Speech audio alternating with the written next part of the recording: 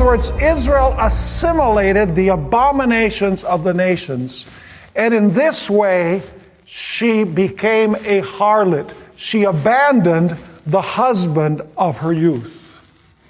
As we studied, she also fornicated with the kings of the earth, with the kings of different nations, forming political alliances.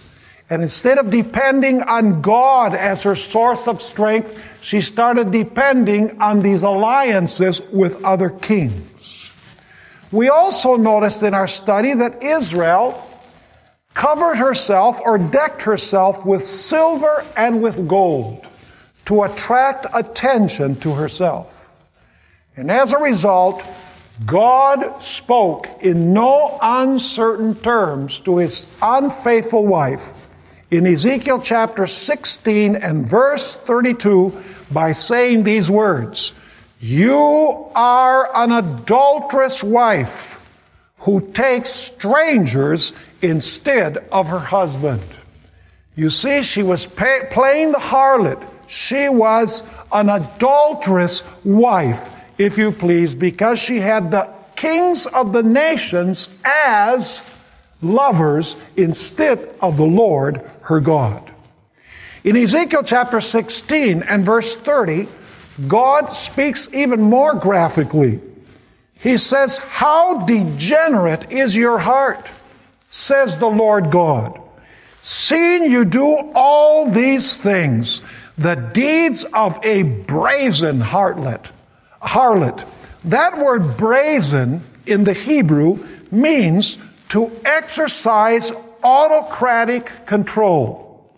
It means to get one's way or to be domineering.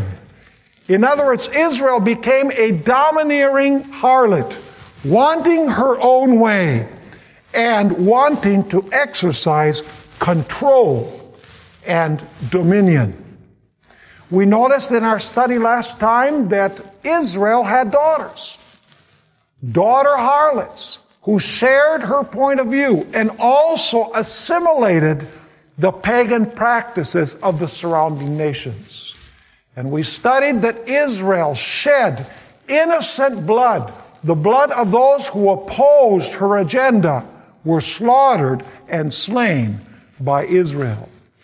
And therefore God told Israel, "You are going to drink the cup of my wrath to the very dregs, and destruction is going to come from the four corners of the earth, and you will fall and you will be destroyed."